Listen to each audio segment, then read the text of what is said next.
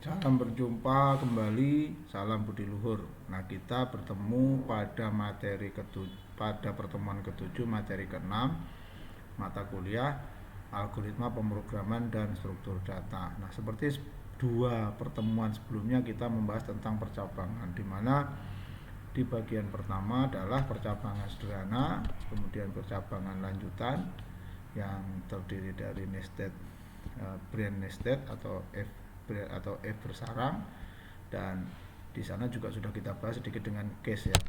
Nah, berikut kita akan lanjutkan dengan percabangan yang lanjutan kedua.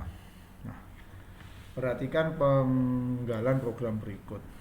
Nah, ini apabila kalian diberikan contoh program seperti ini, apakah output dari program tersebut apabila diinput dengan angka 3. Nah, ini sebenarnya lebih untuk latihan ya. Jadi kalau A itu di input 3, apakah 3 lebih besar 1?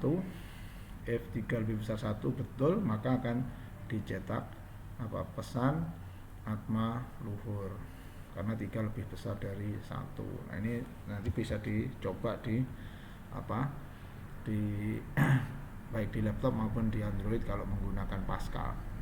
Yang kedua, perhatikan penggalan program berikut ini juga. Apabila A diisi dengan 3, apa yang terjadi? Maka apakah 3 sama dengan 1? Tidak.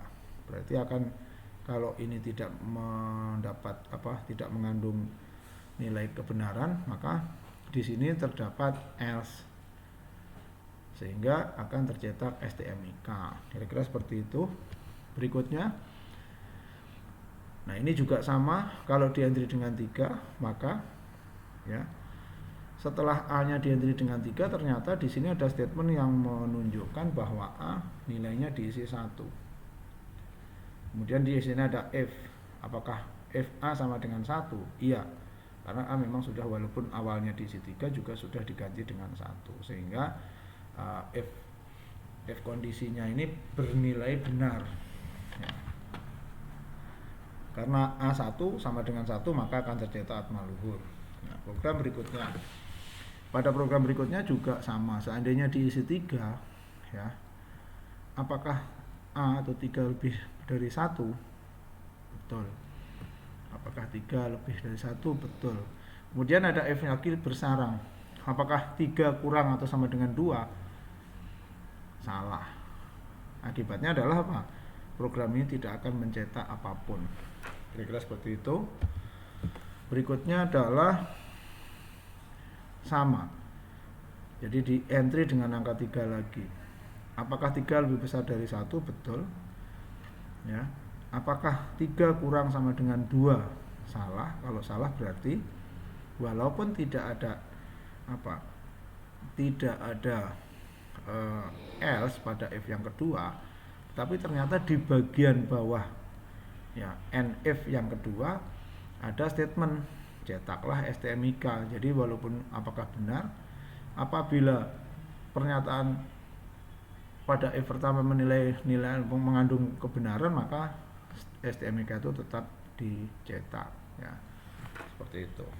Kemudian yang berikutnya sama, apabila di entry 3, apakah 1 kurang dari 3? Tidak. Berarti langsung ke else, kemudian langsung tercetak STMIK. Ya, apakah 1 kurang dari 3, maka langsung ke else, dan seterusnya. Kemudian berikutnya adalah sama.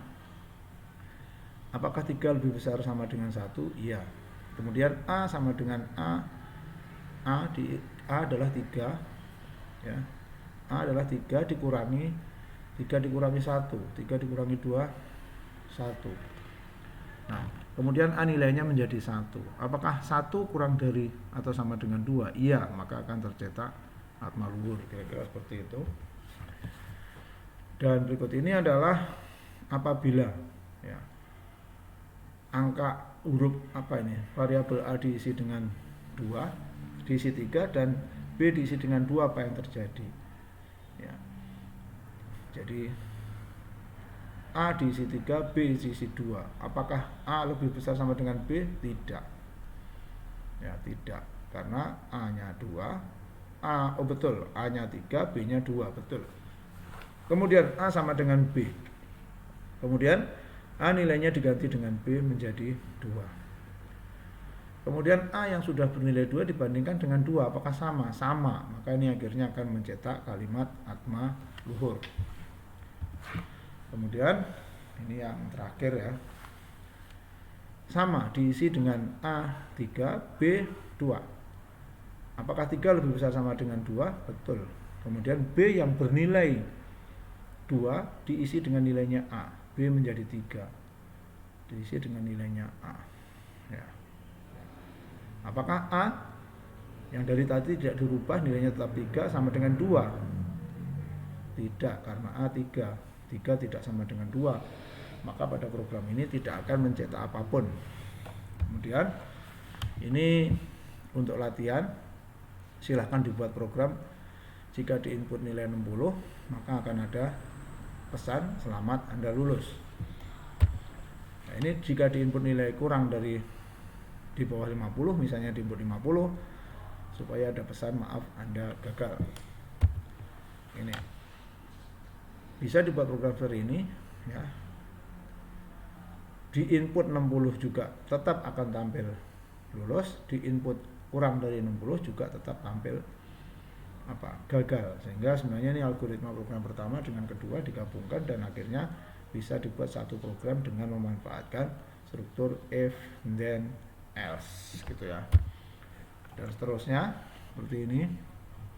Ini untuk dicoba seperti ini. Dan nanti hasilnya bisa dimodifikasi lagi seperti ini. Ini untuk memberikan latihan dan nanti akan kita bahas di pertemuan-pertemuan berikutnya. Nah, terima kasih untuk pertemuan kita. Semoga bermanfaat dan kita akan di pertemuan ke-7 nanti kita akan mereview ya untuk persiapan ujian tengah semester. Terima kasih dan salam luhur.